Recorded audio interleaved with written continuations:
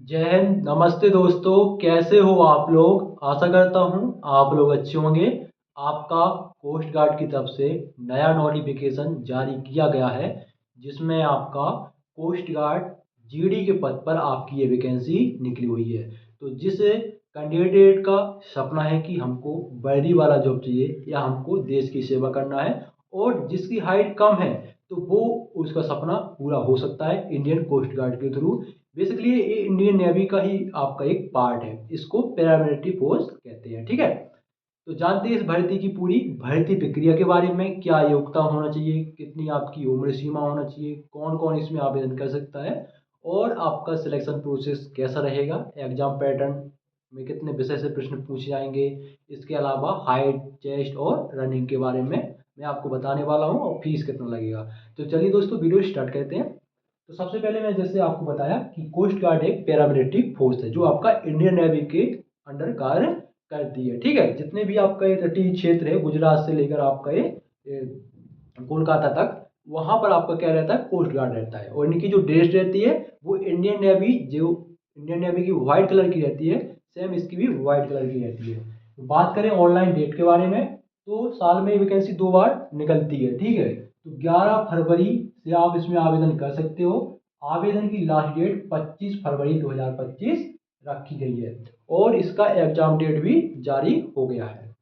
बात कर लेते हैं आपकी एज के बारे में। तो इसके लिए आपकी जो एज होना चाहिए वो 18 से 22 वर्ष आपकी एज होना चाहिए। कितना होना चाहिए, 18 से 22 वर्ष आपका एज होना चाहिए। बात करें आपकी एज जो है, जैसे कब से काउंट होगी, तो आपकी देखो, अगर आपकी एज 1 सितंबर 2003 से लेकर 31 अगस्त 2007 के बीच में अगर आपकी एज है, तो आप इसके लिए आवेदन कर सकते हैं। कोई भी डाउट हो कमेंट बॉक्स में पूछ लेना। बात करें फीस के बारे में, तो जनरल, ओबीसी, ईडब्ल्यूएस से 300 रुपये, SC ST से 1 भी रुपये इसमें नहीं लगने हैं। ठीक है, वैकेंसी के बारे में बात करें तो टोटल आपकी 300 वैकेंसी है। 10वीं के लिए आपकी 40 पोस्ट है, और 12वीं पास के लिए आपकी कितनी पोस्ट है, 260 पोस्ट है। टोटल 300 पोस्ट पर आपकी वैकेंसी निकली है। ठीक है, जिसमें अगर 12वीं पास की पोस्ट के बारे में बात करें, तो जनरल के हैं 100 पद, ईडब्ल्यूएस के 25 पद हैं, ओबीसी के 68 हैं, SC के 39 पद हैं, ST के 28 पद हैं। वहीं 10वीं पास में अगर कैटेगरी वाइज वैकेंसी को हम बांटें, तो जनरल के 16 पद हैं, ओबीसी के 9 हैं, SC के 8 हैं, ST के 3 हैं, और ईडब्ल्यूएस के 4 हैं। अब आप कहो कि भाई इसमें तो 300 पद ही हैं, तो दोस्तों आपके इतने ही पद इसमें निकलते हैं, और साल में वैकेंसी 2 बार आती है।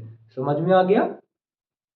और वैकेंसी अच्छी है, जो प्रोफाइल अच्छा है, और परमानेंट भर्ती है आपकी, अग्निवीर वाली नहीं है। योग्यता, तो योग्यता इसके लिए जो आपकी 10वीं पास है, जिसको हम डोमेस्टिक ब्रांच कहते हैं, इसके लिए आपकी योग्यता 10वीं पास है। लेकिन 12वीं पास, जो आपकी जीडी जीडी दोनों है, लेकिन 12वीं पास जीडी की जो है, उसमें आपका पीसीएम ग्रुप होना चाहिए 12वीं में, तभी आप 12वीं level intermediate Indian intermediate level की पोस्ट पर अप्लाई कर सकते हो। ठीक है, अगर आपके पास 12वीं पीसीएम है तभी, फिजिक्स केमिस्ट्री में। ठीक है, बात कर लेते हैं इसके सिलेक्शन प्रोसेस के बारे में। सबसे पहले होता है एग्जाम, उसके बाद होता है फिजिकल, फिर मेडिकल, फिर आपका डॉक्यूमेंट वेरिफिकेशन सिलेक्शन, फिर और इसका एग्जाम डेट अप्रैल 2025 में डिसाइड है।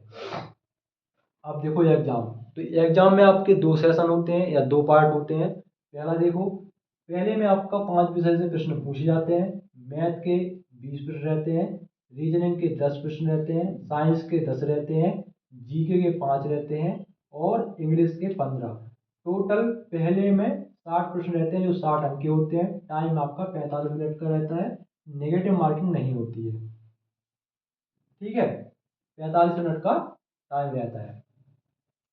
इसके अलावा फिर है आपका 12वीं, फिर आपका दूसरा पेपर। तो पहले पेपर मेरे ख्याल से 10वीं और 12वीं दोनों के लिए है, लेकिन जो दूसरा पेपर है वो आपका केवल 12वीं के लिए है। तो इसमें दूसरा जो पेपर होगा, तो वो आपका सेशन 2 में मैथ और फिजिक्स। मैथ के रहेंगे 25 क्वेश्चन, 25 क्वेश्चन, और फिजिक्स के भी रहेंगे 25 क्वेश्चन। टोटल रहेंगे आपके 50 क्वेश्चन, 50 अंक के रहेंगे। टाइम मिलेगा 30 मिनट का। टाइम 30 मिनट का, 50 क्वेश्चन 30 मिनट में सॉल्व कराना, सही है। ठीक है, तो ये हो गया आपका एग्जाम पैटर्न।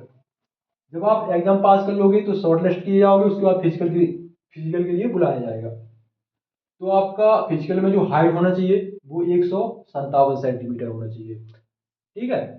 और उन्होंने जो है वो आपका चेस्ट के बारे में नहीं बताया, लेकिन चेस्ट जितना भी हो 5 सेंटीमीटर आपका चेस्ट फूलना चाहिए, मिनिमम 5 सेंटीमीटर फूलना चाहिए।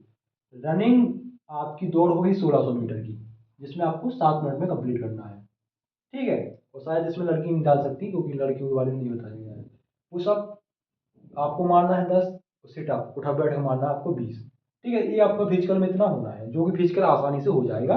मैंने आपका पेपर, फिर आपका बात कर लेते हैं सैलरी के बारे में। तो सैलरी इसमें वही जो जीडी की रहती है 21,700 इन हैंड, कांस्टेबल पुलिस की रहती है जो भी वही 21,700 इन हैंड, प्लस में अलाउंस जो सेंट्रल गवर्नमेंट की तरफ से मिलेंगे। तो आपकी शुरुआत की सैलरी इसमें 40,000 प्लस ही बनेगी, इससे नीचे नहीं बनेगी। अब तो आपका 8 कमीशन आ गया, 8 पे कमीशन आ गया, तो इसमें भी सैलरी बढ़ जाएगी, ठीक है। इसके अलावा कुछ भी डाउट हो इस भर्ती से रिलेटेड या कुछ जानकारी आपको चाहिए हो तो आप कमेंट बॉक्स में कमेंट कर सकते हैं। और ये वैकेंसी जो हर साल निकलती है, तो कई लोग का ऐसा कि भाई हाइट, तो जो आपका जो भाई हो छोटा हो तो उसके लिए आप जरूर बताना कि भाई कोस्ट गार्ड वैकेंसी निकली है। जो आपका पहले से तैयारी करते रहते हैं तो वो क्या जानते हैं, इंडियन आर्मी जानते हैं, ठीक है, मिलिट्री वाली जॉब जानते हैं। और एयरफोर्स नेवी वाला तो जो पहले से थोड़ा बहुत जानता होगा वही चुनता है, नेवी और एयरफोर्स, नहीं तो अधिकतर क्या करते हैं कि आपका इंडियन आर्मी की वैकेंसी निकली मिलिट्री वाली वही डाल देते हैं, बस। ये वाली वैकेंसी कम लोग जानते हैं, गांव देहात के बच्चे जो हैं वो कम जानते हैं इस भर्ती के बारे में, ठीक है, एयरफोर्स की भर्ती के बारे में। अब तो खैर जानने लगे हैं, सब ऑनलाइन हो गया, लेकिन फिर भी अभी मुझे लगता है थोड़ा कम जानते हैं, ठीक है। तो उनको अगर छोटा भाई हो आपकी और भाई की एज 18 से 22 वर्ष हो तो आप इसके लिए आवेदन जरूर करें। अच्छी वैकेंसी, अच्छी पोस्ट है, परमानेंट भर्ती हो, एक बार सिलेक्शन हो जाए तो फिर बल्ले बल्ले इसमें होता रहता है। पैरामिलिट्री फोर्स है, ठीक है, अच्छी खासी सैलरी होती है और नेवी के साथ फिर सरकारी नौकरी की बात ही अलग होती है, ठीक है। चैनल को सब्सक्राइब जरूर कर लेना। जय हिंद।